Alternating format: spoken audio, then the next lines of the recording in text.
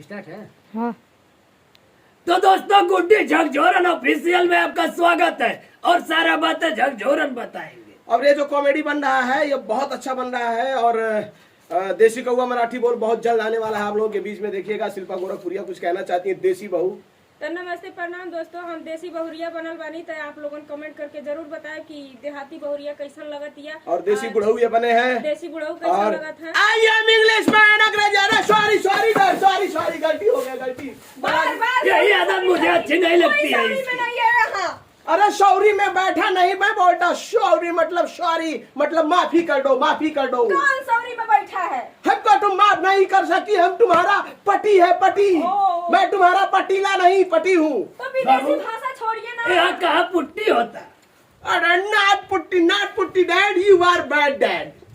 You are not good dad.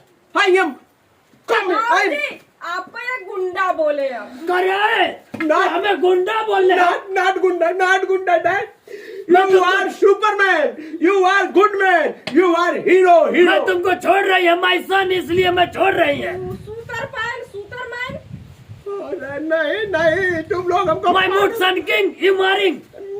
Not dad. बाप बेटा दोनों पगला गई ने अब। यू जाइन हम भी जाए पीछे पीछे आई। भाग जा।